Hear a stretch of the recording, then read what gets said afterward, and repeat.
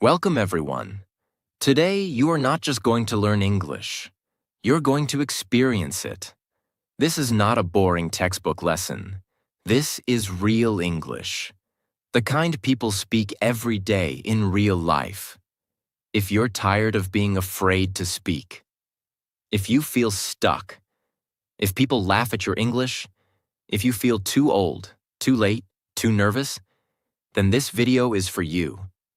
Because I believe something that no one told you yet.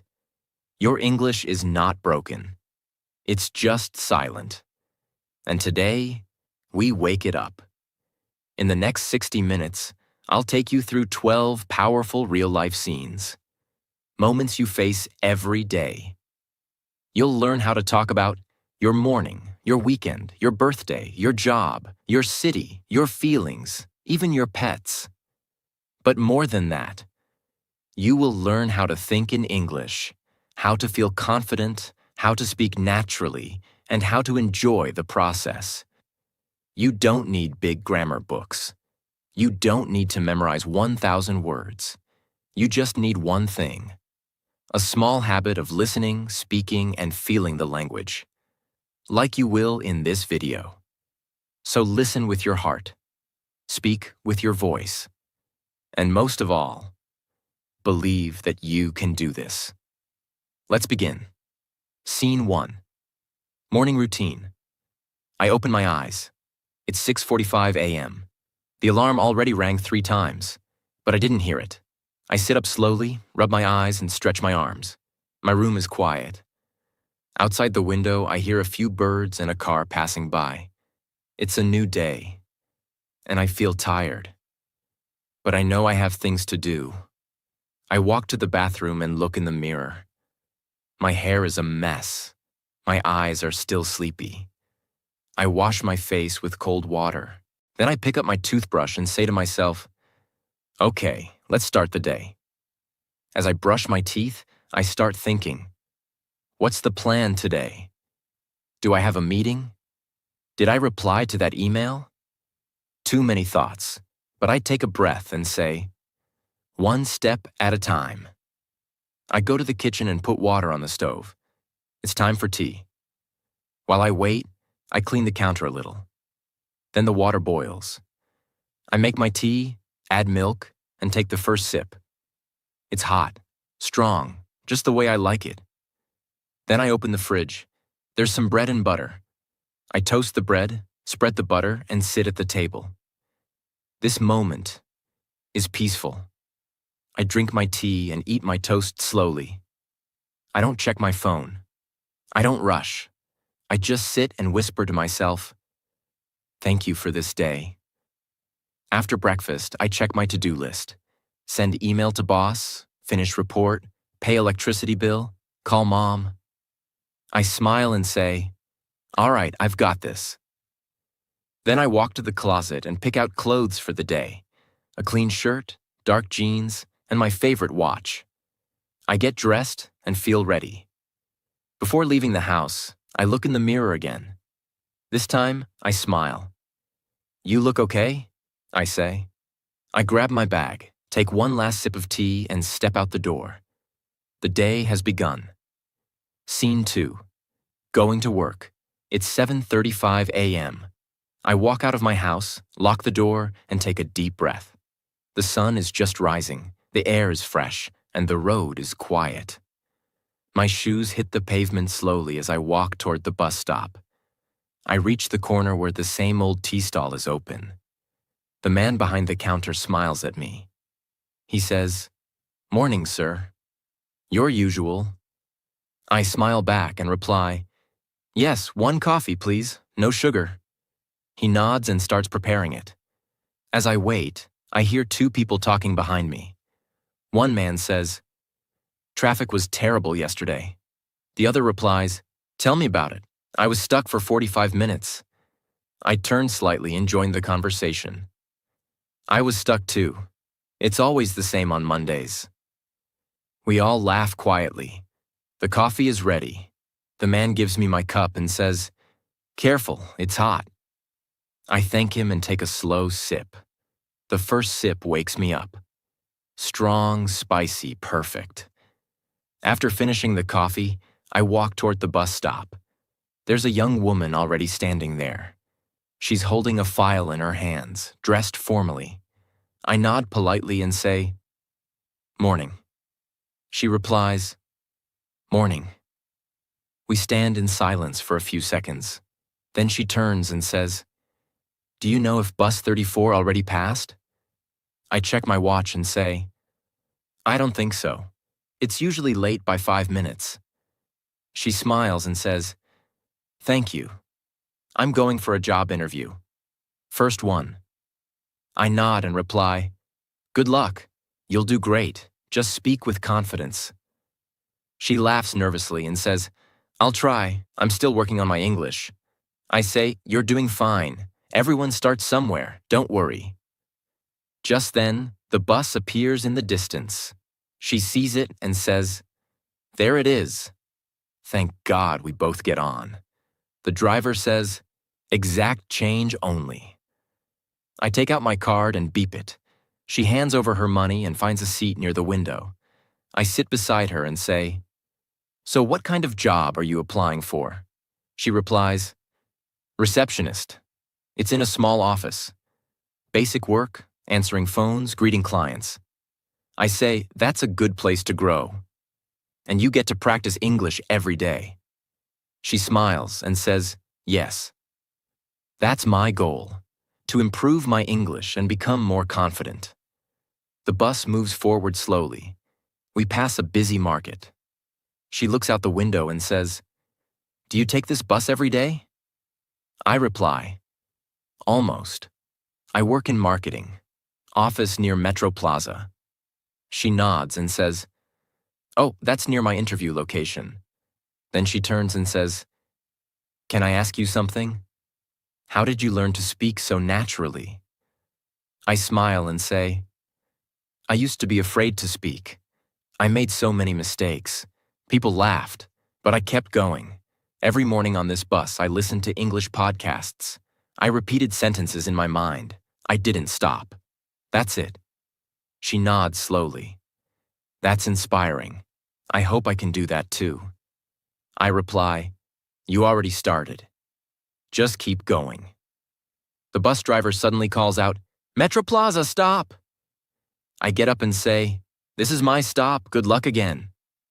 She smiles and says, "Thank you. And thank you for the encouragement." I wave and step off the bus. As I walk toward my office building, I think about that short conversation.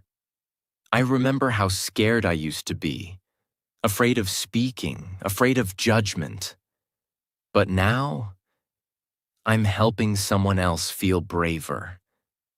That's what growth looks like. Scene 3. At the office. It's 8:55 a.m. I walk into the building, swipe my access card, and enter the elevator. The doors close. I'm alone for a moment. I take a deep breath and whisper to myself, "Let's make today a good day." As the elevator climbs, I go over my mental checklist. Emails, morning meeting. The report I didn't finish yesterday. Plenty to do. I step out on the 7th floor, marketing department. The office lights are already on. Some people are at their desks. Some are in the kitchen corner making coffee. I greet the first person I see. "Good morning, Alex." He turns and smiles. "Hey." "Morning. You're early today." I chuckle and say, "Trying to be productive before the chaos starts." He laughs. "That's smart. Coffee's still hot if you want." "Thanks," I say, and walk toward the break area. As I pour myself a cup, I hear two colleagues chatting behind me. Sophie says, "I was on Zoom till 10 p.m. yesterday." And Jenna replies, "Again? You work too hard." I turn and say, "Wow, Sophie, that's some dedication." She smiles and says, "Or poor time management? Still figuring that out." We all laugh. I walk back to my desk with my coffee. Open my laptop. Breathe. Just then, my manager, Thomas, walks by. Morning, Leo. Can I see you in my office for 2 minutes? Sure, I reply, a little nervous. I follow him into his cabin. He closes the door and says, I read your client report from last week. I sit up straighter. Okay. He continues, I want to say that was solid work, especially the section on customer feedback. It was detailed, practical, and sharp. A wave of relief washes over me. Thank you, I say. I was worried it might be too much detail. He shakes his head. No. That's what we need. You've improved a lot since your first month here. I nod and say, I've been trying to work on my communication. English used to be my biggest fear. Thomas looks at me seriously and says, I didn't know that. Honestly, you speak clearly and confidently. That's what matters. I smile and say, I used to write everything down. I still do sometimes. Practice phrases, repeat sentences. It helps. He replies, whatever you're doing, keep doing it. It shows. Then he adds, one more thing. I'm assigning you to the presentation next week. My heart skips a beat. The one for the European clients? He nods. You'll lead it with Sophie. I think it's time you took the lead. I pause for a second. I want to say no. I want to say I'm not ready. But I remember the old me, the one who stayed silent in every meeting, and I say, I'll do it. I'll give it my best. He smiles. Good. That's what I like to hear. I leave the cabin and return to my desk. Sophie walks over with her coffee and says, So, I heard we're teammates now? I laugh and say, looks like it. Presentation for the big clients. She says, you'll do great. Just speak slowly and clearly. You already sound professional. I reply, thanks. I've been practicing. I even speak to myself at home sometimes. She laughs. I do that too. My cat thinks I'm crazy. We both laugh. Then I open my laptop and start planning. Slide by slide, word by word, sentence by sentence. Because I know, every conversation, every small effort, every practice session, it adds up. I wasn't born speaking fluent English. I didn't grow up with perfect grammar. But I showed up. Every day. And now I'm speaking, sharing, leading. And so can you. Scene 4. Weekend plans. It's Friday afternoon. The clock on the wall says 3:17 p.m. The office is quiet, but you can feel the weekend energy in the air. Emails slow down. People start to smile more. You hear chairs moving, phones clicking, and someone quietly humming. I close my laptop, lean back in my chair, and take a deep breath. Then I hear a voice behind me. Hey, Leo, got any exciting plans for the weekend? It's Emily, my coworker from the creative team. She's holding her coffee and smiling like she already has a secret plan. I turn around and say, nothing too exciting. Maybe sleep for 12 hours straight. She laughs. Sounds like heaven. But seriously, doing anything fun? I think for a moment. Well, I say, I might go hiking on Saturday. There's a trail just outside the city I've been wanting to try. Emily nods. Hiking? That's cool. Alone or with friends? I'm going with Daniel and Michelle, I reply. We planned it last month, but the weather was bad. This time it looks good. Just then, Daniel walks over. Tall, energetic, always hungry. Did someone say my name? He asks, grinning. Emily rolls her eyes playfully. We were just talking about your big hike tomorrow. Daniel says, oh yeah, I've been looking forward to it. I even bought new hiking boots. Super expensive, but totally worth it. I say, let's hope they don't fall apart on the mountain. Daniel chuckles. If they do, I'll sit down and wait for you to rescue me. Emily laughs. That's not how hiking works, Daniel. Then Michelle walks in, hearing the laughter. She says, "Let me guess. Daniel's already making excuses not to hike." He raises his hands dramatically. "False accusations." Michelle laughs and says, "Anyway, I can't wait.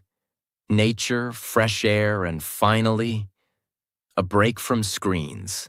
I nod and say, "Exactly. I just need to disconnect. No email, no messages, just trees, birds, and long walks." Emily leans against the desk and says, "That actually sounds amazing. I might try something new this weekend too." "Like what?" I ask. "I've signed up for a pottery class," she says. Daniel smirks. "Pottery? Like making bowls?" "Yes, Daniel," Emily replies. "Making bowls and plates and whatever I want." Michelle smiles. "That sounds peaceful. I think it's great to do something creative outside work." Emily nods. "I just want to try something that's not digital, you know? Something real. Something with your hands." We all pause for a second. Then I say, "That's the thing about weekends. They remind us that we're not just workers. We're people." Michelle nods. "I agree. We spend all week typing, talking, solving problems. The weekend is the only time we can actually feel human again." Daniel jumps in. "Except when your mom asks you to fix everything in the house." We laugh again. I say, "That's true. Every time I visit my parents, suddenly I'm the tech guy, the grocery guy, the electrician, and the taxi driver." Emily adds, "Same here. I love visiting home, but it's never relaxing." Then I say, "But still, it's home." We all go silent for a moment. Michelle changes the topic. "What about Sunday night? Any Sunday plans?" Daniel says, "I'm cooking. I promised my girlfriend I'd make dinner. I'm still searching for a recipe that doesn't burn." We all laugh. I say, "Start with pasta. You can't go wrong with pasta." Emily adds, "Unless you forget the salt and cook it for 40 minutes. We laugh again. Michelle looks at her watch. "Okay, I need to send one last email before I can escape this place." Daniel says, "I'm already mentally out the door." Emily finishes her coffee and says, "Enjoy your weekends, everyone. No overthinking, okay? Just live." I smile and say, "That's the plan." Scene 5. Birthday celebration. It's Saturday evening. The living room is quiet, but only for a moment. Suddenly the door opens and 5 people rush in carrying bags, balloons, and a box of decorations. Emily says, "Okay, we have 1 hour before Leo arrives. Let's move." Michelle drops her bag on the couch and says, "Where's the tape?" "I need to hang this banner." Daniel holds up the cake box and says, "I'm not moving until someone clears a space for this masterpiece." Jenna laughs and says, "You mean that lopsided cake you bought at the last minute?" Daniel raises an eyebrow. "Excuse me, this is a handcrafted double chocolate fudge cake, made by professionals." Sophie says, "Let's just hope Leo doesn't drop it like last year." Everyone laughs. The room quickly turns into a party zone. Balloons on the walls, streamers across the ceiling, snacks on the table, music low in the background. Michelle says, "Do we have candles?" Jenna replies, "Yes, and a lighter." "But who's going to switch off the lights when he enters?" Sophie says, "I will. I'm closest to the switch." Daniel looks around and says, "Guys, I can't believe we're doing this for the 3rd year. Feels like yesterday." Emily smiles and says, "Time flies. But some friendships are worth celebrating." The clock hits 7:30 p.m. Michelle whispers, "He should be here any second now." They all go silent. Then, the door opens. Leo walks in slowly, holding a small bag of groceries. He looks around and says, "Why is it so dark in here?" Suddenly, Surprise! The lights come on. Everyone yells, claps, and laughs. Leo drops his bag and freezes. "What is this?" he asks, half smiling, half shocked. Emily steps forward and says, "Happy birthday, Leo. We didn't forget." Leo looks around. Decorations, cake, music, candles, people he loves. "I thought you guys were all busy," he says. Daniel walks over and says, "We were busy or planning this." Leo laughs. "You didn't have to do this." Sophie says, "That's exactly why we did." Michelle hands him a birthday hat. "Put this on, it's tradition." He puts it on and says, "I can't believe this. You made my whole week." Emily lights the candles and says, "Make a wish, and don't say it out loud." Leo closes his eyes, smiles quietly, and blows out the candles. Everyone claps again. Daniel cuts a piece of cake and says, "Okay, open your mouth, we're feeding you first." Leo laughs and takes a bite. "Wow," he says, "this is really good." Daniel proudly says, "Told you." Masterpiece. They all sit down on the couch together. Jenna says, "So, how does it feel to be older?" Leo replies, "Honestly, I feel lucky, not because of the birthday, but because of all of you." Michelle adds, "You're not just older, Leo. You're wiser, stronger, and definitely more emotional." He smiles and says, "I used to hate birthdays. Too much attention. But this is different." Emily says, "This is not about attention. It's about appreciation." Sophie adds, "You show up for everyone. You work hard. You never ask for anything. So today, we show up for you." Leo sits back, touched by their words. Daniel says, "Now open the gifts before I take mine back." Leo laughs. "There are gifts too?" They hand him small, wrapped boxes. Nothing expensive, just thoughtful things. A new notebook. A mug that says, "Keep going." A framed group photo from 2 years ago. Leo opens the last box and finds a handwritten note. He reads it out loud.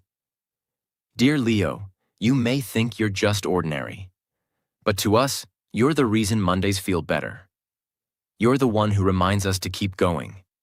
And today, we want you to know, you matter." Happy birthday, Leo looks up, eyes slightly wet. He says, "I don't know what to say, thank you, and for everything." Emily replies, "Just promise us one thing." Leo asks, "What?" Michelle smiles and says, "Don't ever disappear on your birthday again." He nods. "Deal." They raise their glasses, sparkling juice, soda, whatever they have. Daniel says, "To Leo." Everyone echoes, "To Leo." And just like that, a simple evening becomes a moment they'll remember forever. Scene 6. Talking about your city. It's Sunday afternoon. The cafe is half full. The weather outside is beautiful. Soft clouds, warm light, and a quiet breeze through the trees. Leo sits near the window, sipping an iced coffee, notebook open in front of him. He's working on a personal project, something about memories. Then the door opens, and a familiar voice says, "There you are. I thought you'd be late." It's Julia, his old friend from university, back in the city after 3 years abroad. Leo smiles and stands up. "I'm never late for coffee, especially when the person's been missing for 3 years." Julia laughs and hugs him. "It's good to see you again." They both sit. Leo asks, "So, how does it feel to be back?" Julia looks around and says, "Strange. The city looks the same, but it feels different." Leo nods. "That's because you've changed. The city didn't." Julia smiles and says, "Maybe. Or maybe I just forgot how loud it is here." They both laugh. Leo stirs his coffee and says, "You remember that street near the river? They've built a new bridge. It looks amazing at night." Julia raises her eyebrows. "Really?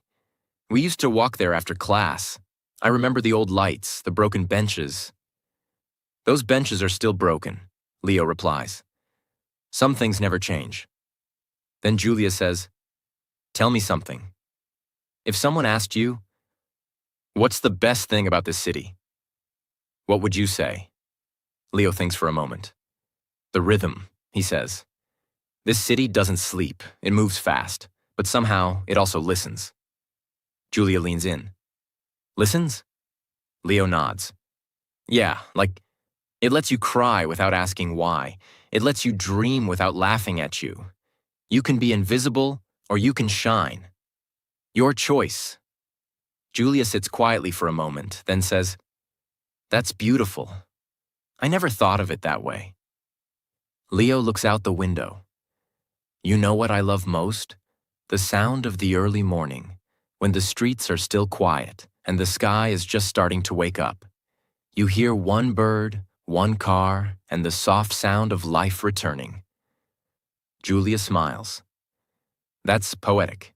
Leo replies, it's real. She sips her drink and asks, what about food? What's still your favorite thing to eat here? Leo grins. The street corn with lemon and salt, still unbeatable. Julia laughs. You haven't changed. He replies, neither has the vendor. Same spot, same smile. Julia says, I miss the night markets. The lights, the music, the smell of fried food, the people. All kinds of people. Leo replies, they're still there, crowded as ever. But now they play soft jazz on Fridays. It's calmer, warmer. Julia leans back in her chair and says, I've lived in 5 cities in the last 3 years. Big ones, fancy ones, clean, fast, rich. But they didn't feel like this. Leo asks, why? She answers, they had roads but no stories. They had buildings but no people. Not like here. Here the walls speak. Leo smiles and says, that's what I always tell travelers. If you want to see beauty, visit a postcard city. But if you want to feel something, come here. Julia says, I wish more people knew this. Leo replies, that's your job now. You've seen the world. Now you tell it what home really means. They sit in silence for a moment. Then Julia says, let's take a walk. I want to see everything again. Leo closes his notebook and stands up. Let's go. I'll show you the new bridge, and the old trees, and the same cafe where we used to sit with no money and big dreams. As they leave the cafe and walk into the city, the scene slowly fades. But the conversation stays in the heart. Scene 7. Grocery shopping. It's late afternoon. The sky is cloudy and the wind is gentle. Leo puts on his jacket, grabs a reusable shopping bag, and walks toward the local grocery store. He doesn't like shopping. But today, he feels calm, slow, ready to enjoy the little things. As he steps inside the store, the door opens with a soft chime. Bright lights, soft music, the smell of fresh bread. A young woman is near the entrance, stacking apples. She looks up and says politely, "Good afternoon, sir. Let me know if you need any help." Leo smiles and replies, "Thank you. I'm just looking around for now." He grabs a small cart and walks down the first aisle, fruits and vegetables. He picks up an avocado, checks its softness, and says quietly to himself, "Still hard. Not ready yet." Suddenly someone taps his shoulder. It's Daniel, his friend from work. Daniel says, "Leo, you shop here too?" Leo replies, "I do now." What a surprise. Daniel points at Leo's cart and says, "That's the healthiest cart I've ever seen. Are you planning to open a salad bar?" Leo laughs. "Trying to eat better. Fewer chips, more colors." Daniel holds up a pack of cookies and says, "Well, I'm here to destroy my diet. These are my weakness." They walk together to the bread section. Daniel says, I always get stuck here. So many options. Whole wheat, multigrain, sourdough. What do you usually buy? Leo answers, depends. For toast, I go with sourdough. For sandwiches, I stick to multigrain. Daniel nods. You sound like a bread expert. Leo laughs. Too much YouTube cooking, that's all.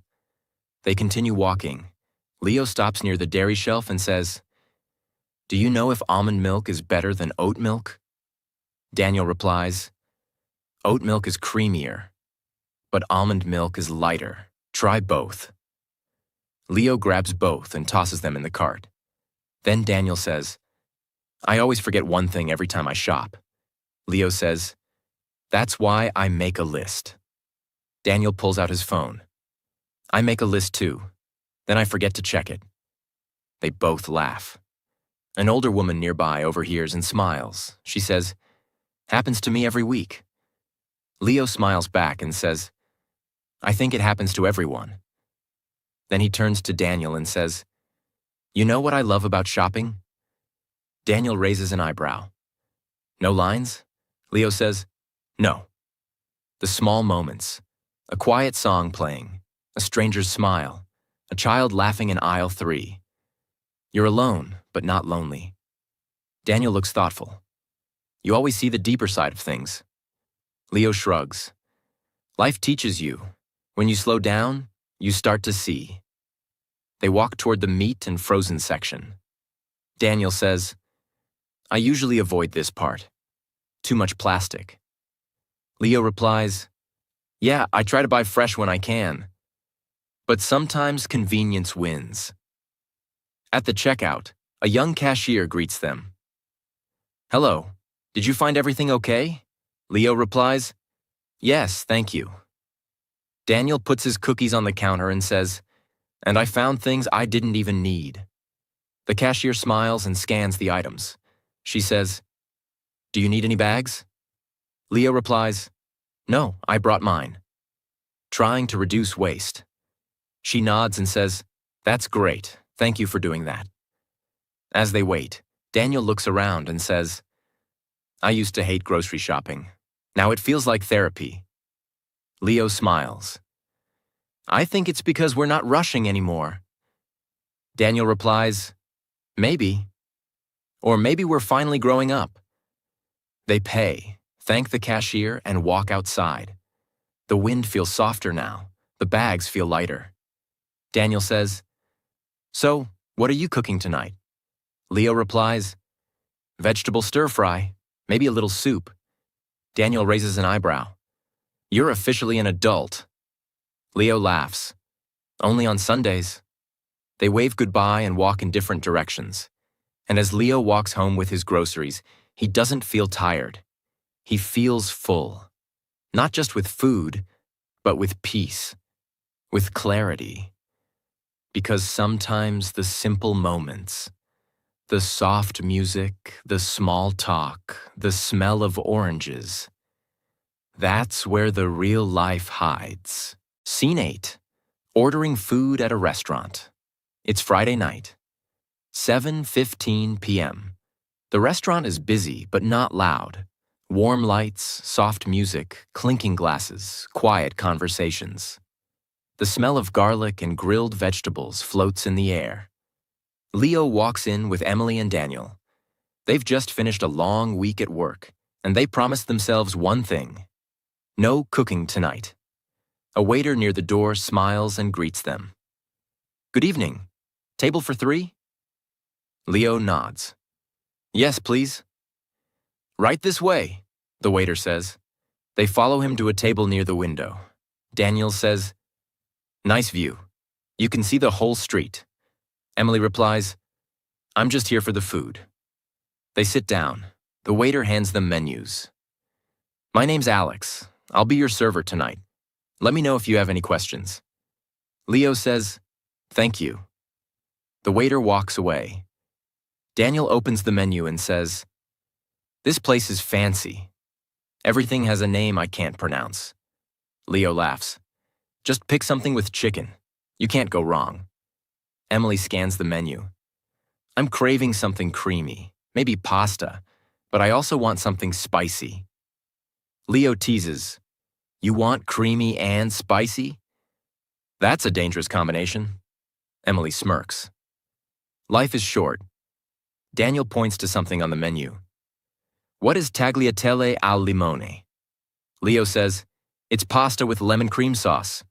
Daniel replies, I'm ordering that. It sounds expensive. They all laugh. The waiter returns. Are you ready to order? Leo says, can we ask a few questions first? Of course. Emily asks, is the spicy chicken pasta very spicy or just a little? The waiter says, it's medium, but we can make it mild if you prefer. Emily nods. I'll take it medium. And can I get that with whole wheat pasta? Absolutely, the waiter replies. Leo says, I'll have the grilled salmon with roasted vegetables. And could you add a side of mashed potatoes? Sure. Anything to drink? Just water for me, Leo replies. Daniel says, I'll try the tagliatelle al limone, please. And a glass of iced tea. The waiter smiles. Great choices. I'll be right back with your drinks. He walks away. Daniel looks around. This place feels peaceful. Emily says, I like restaurants that don't rush you. Some places make you feel like you have to eat fast and leave. Leo nods. Here, it feels like time slows down. You can actually talk. Daniel replies, that's what I need after this week. Meetings, emails, pressure. I just want to eat good food and breathe. 10 minutes later, the waiter returns with the drinks. Your food will be out shortly. Leo sips his water. Emily says, you know, I used to be nervous ordering food in English. Daniel looks surprised. Really? She nods. I'd panic, especially when they spoke fast. I'd just point to something and say, this one. Leo says, I used to do the same. I was afraid they'd ask questions I couldn't understand. Daniel laughs. I still panic when they ask on soup or salad. My brain freezes. They all laugh. Emily says, but the more you do it, the more natural it becomes. Leo adds, it's not about speaking perfectly. It's about staying calm. Daniel says, exactly. And learning phrases that work, like, can I ask something? Or, what's in this dish?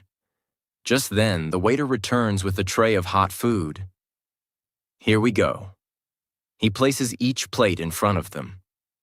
This is the spicy chicken pasta for you, he says to Emily.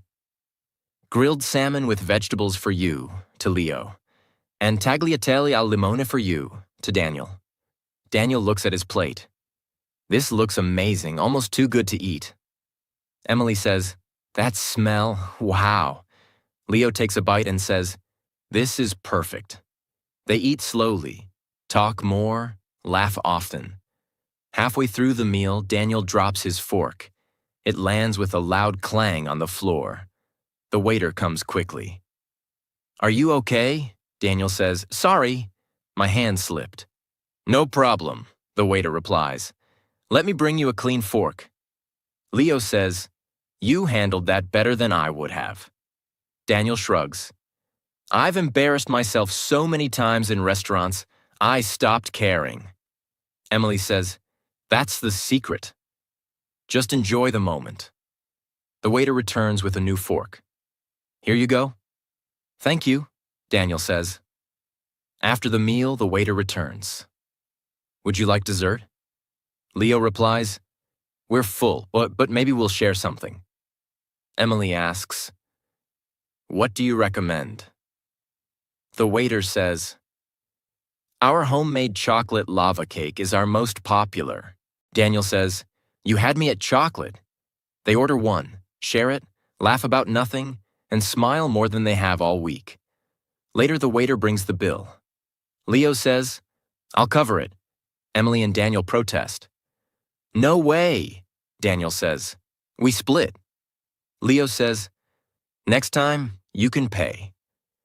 They laugh again and agree. They leave the restaurant full, not just with food, but with peace. And as they walk under the streetlights, Leo says quietly, "You know, good food tastes even better with the right people."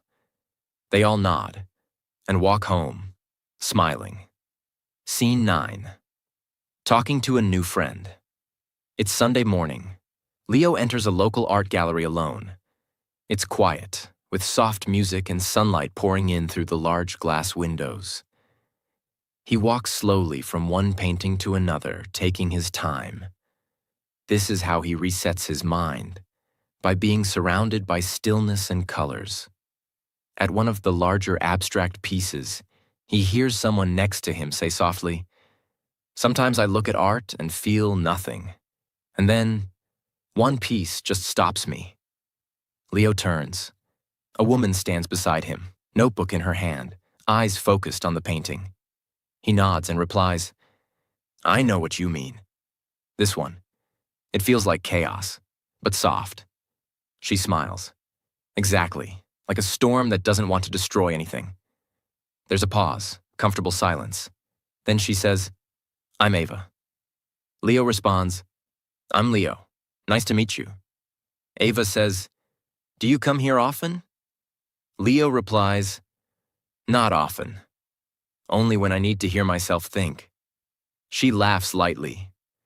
"That's a good reason. I come here when I need to stop thinking." He smiles. "I guess we're opposites." She nods and gestures toward a bench. "Want to sit?" They sit side by side, not too close. Ava says, "So, Leo, what do you do?" "I mean, when you're not decoding paintings." He replies, "I work in marketing. I help companies tell better stories." She says, "Ah, a storyteller. That makes sense." Leo asks, "And you?" Ava says, "I'm a writer." "Well, trying to be. I teach part-time and write when I can." Leo says, "That's brave." Ava looks surprised. "Brave?" He nods. "Telling your truth on paper, that's not easy." She thinks for a moment. "Maybe. Or maybe I'm just afraid to speak out loud, so I write instead." He says, "I used to be like that. I was afraid of speaking English, afraid people would judge my mistakes." She asks, "What changed?" Leo replies, "I stopped chasing perfection. I started chasing connection." Ava leans forward. "That's beautiful. Do you mind if I write that down?" He laughs. "Go ahead." She writes in her notebook, "Stop chasing perfection. Start chasing connection." Then she says, "You seem comfortable with people." Leo replies, "Only after I stop trying to impress them." She smiles. "Do you believe strangers can become friends in one conversation?" He says, "Yes, if they're honest." She nods slowly. Ava says, "I moved to this city 6 weeks ago. I don't know many people yet." Leo replies, "Well, you know one now." She looks at him. "Thank you. That means more than you think." A brief silence. Leo says, "So what do you write about?" She replies, "Real things." Silence. Shame. Small victories. Conversations that don't go anywhere. People who feel too much. Leo says, "That's what the world needs." She asks, "What about you? Do you love your job?" He pauses. "I like it, but I love moments like this more, where two people meet for the first time and just talk." She smiles deeply. Ava says, "You make it sound simple." Leo replies, "It is. We just forget how." They sit there for another 10 minutes, talking about everything and nothing, about books they love, places they miss, dreams they haven't told anyone else yet. Then Ava says, "I should go. I have a class to teach." Leo stands up with her. Ava says, "I'm glad I came today." Leo says, "Me too." Ava takes out a small card and hands it to him. "My email, in case you want to share a story sometime." Leo takes it and says, "I will." They smile, that quiet, grateful kind of smile. As she walks away, Leo watches her go, not with sadness, but with something peaceful inside him. Because sometimes, in this world of busy schedules and loud distractions, two people pause long enough to say, "I see you." And that's where friendship begins. Scene 10. Family dinner conversation. It's Sunday evening. The house smells like warm food and fresh bread. The kitchen is full of sound, dishes clinking, oven timer beeping, soft music playing in the background. Leo walks into the dining room carrying 2 bowls of salad. His mother is setting the table. His father is pouring water into the glasses. Emily, Leo's younger sister, walks in holding her phone and says, "Is dinner ready, or do I have time to post this picture?" Leo smiles. "Post it after dinner, or you'll eat cold food." His mom chuckles. Emily says, "Fine. But food pictures get more likes when they're hot." They all sit. Leo's father says, "All right, let's eat before it gets cold." They begin serving themselves quietly: pasta, salad, roasted vegetables, and garlic bread. For a minute, there's silence. Then Leo's mom says, "So, how's your work going?" Leo replies, "It's been a bit stressful, to be honest. A lot of deadlines. A new client came in last week." His dad asks, "And are you handling it alone?" Leo nods. "For now, but I'm learning a lot.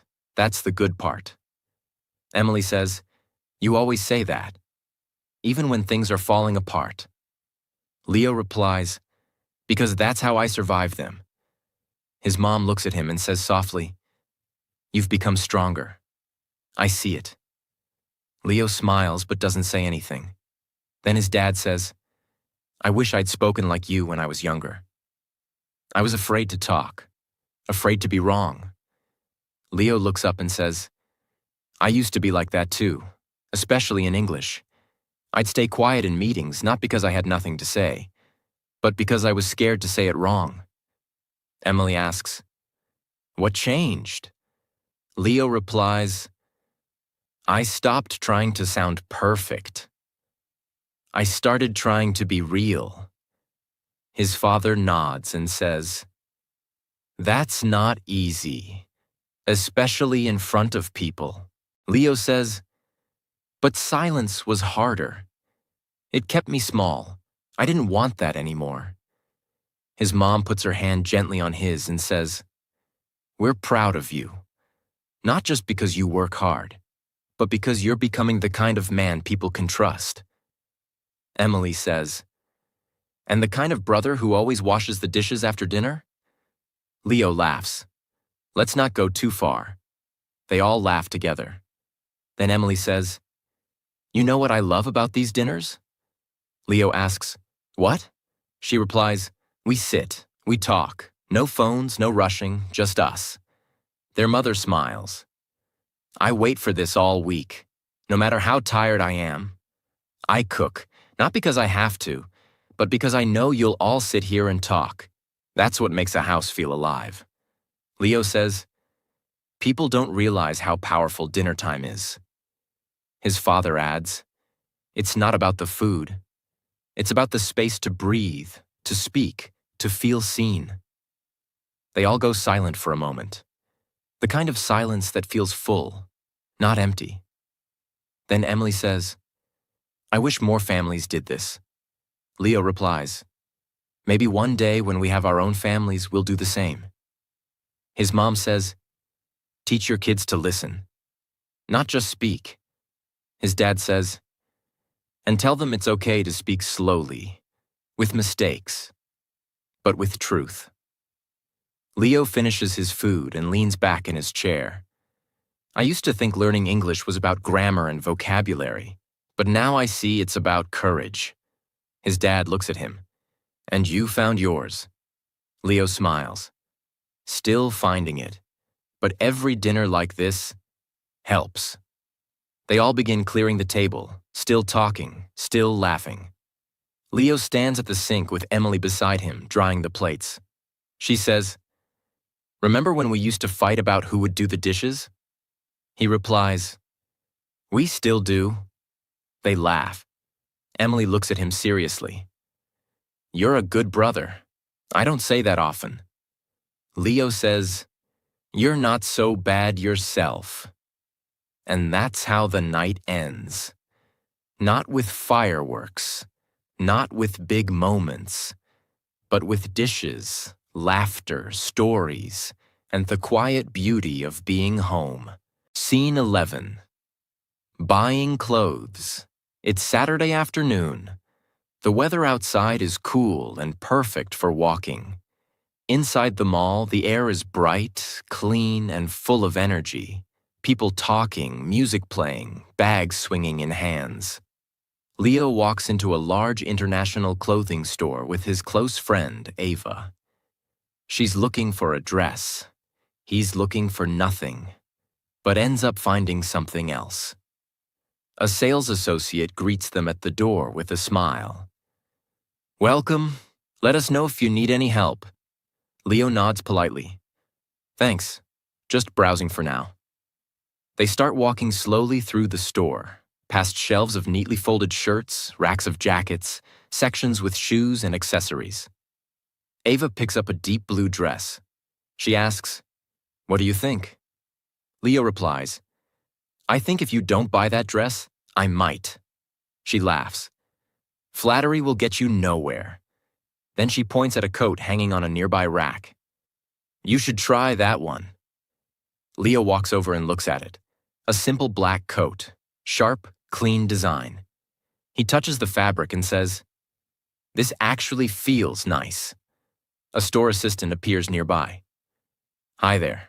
Would you like to try that on? Leo says, yeah. Is there a fitting room available? The assistant smiles. Yes, right this way. Leo follows her. The assistant opens a curtain. Let me know if you need another size, she says. Leo nods and steps in. A few minutes later, he steps out wearing the coat.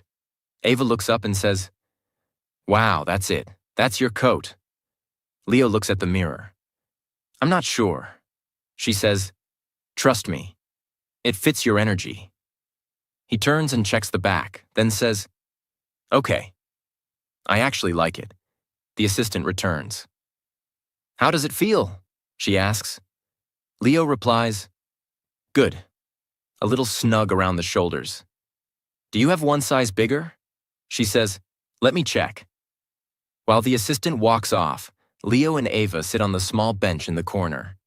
Ava says, you're not used to shopping for yourself, are you? Leo shrugs. I never saw the point.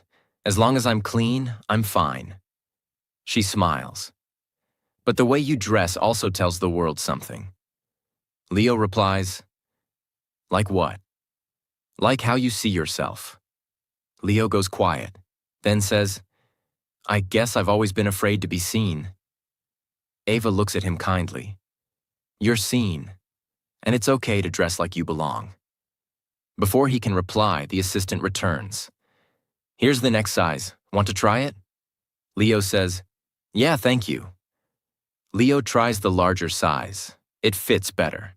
He comes out and shows Ava. She says, that's it. That's you.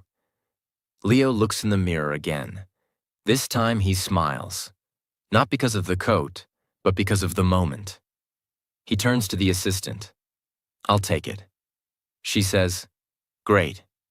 Would you like to pay here or at the front counter? Front counter is fine. Ava also carries 2 items in her hand. They walk to the front. The cashier smiles. Did you find everything you needed today? Leo says, yes, and maybe a little more. The cashier laughs. Would you like a bag? Yes, please. Would you like your receipt emailed or printed? Emailed is perfect, Leo says. They pay, grab their bags, and walk out. As they exit the mall, Ava says, you know, I think shopping is more than buying things. Leo asks, what is it then? She replies, It's choosing the version of yourself you want to show the world. Leo nods slowly. Then I hope the world's ready. They laugh and walk toward the sunset. Scene 12. Evening walk and self. Talk. It's 9:15 p.m. The city is quiet now. The noise has softened. The air is cool. Leo walks alone under the soft glow of streetlights.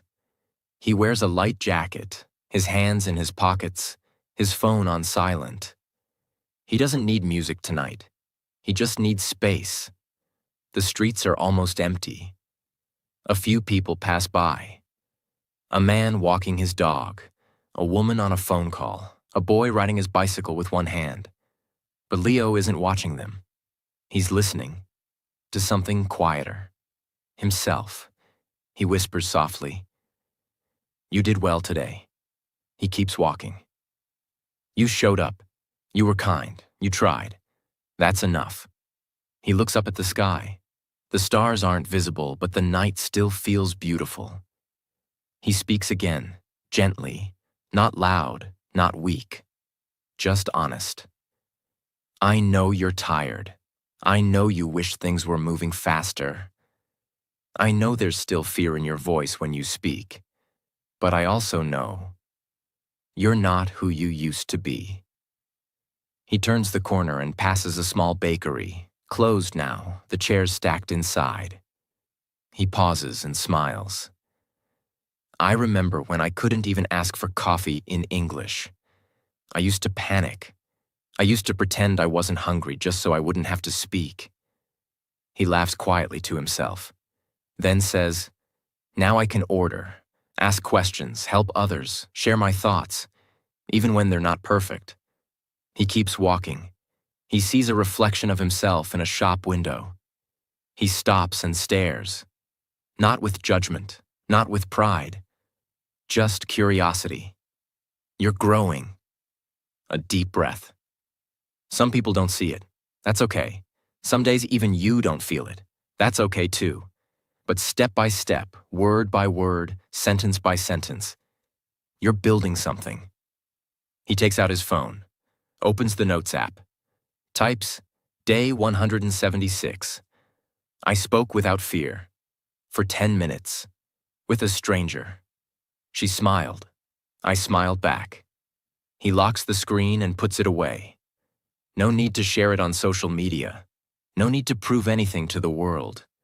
Some victories are quiet, but they matter. He keeps walking, passing a quiet park. A swing moves gently in the breeze. He says softly, "You don't have to be perfect. You just have to be present. You don't need big words. You just need real ones. And even if no one claps, no one sees, no one comments, keep going." He stops walking, looks around. It's peaceful, silent, safe. And in that moment, he says the sentence that has changed everything for him. "I may be alone right now, but I'm not empty. I'm building something. And I'm proud." He stands there, just for a moment, listening to the night, feeling the wind, knowing that his voice is no longer a stranger to him. Then he turns around and walks back home. Not faster, not slower, just steady. Like someone who trusts the road now. Thank you for watching till the end. Remember, learning English is not about being perfect. It's about being brave. You've already taken the first step. Keep going, speak more, think in English. Believe in yourself. Every small effort you make is building a new future for you. You're not behind. You're not late. You're exactly where you need to be. So don't stop now. Your voice matters. Your dreams matter. And English will help you reach them. Subscribe to this channel for more real-life English practice. We'll grow together, one sentence at a time. See you in the next video. Take care and keep speaking. Bye.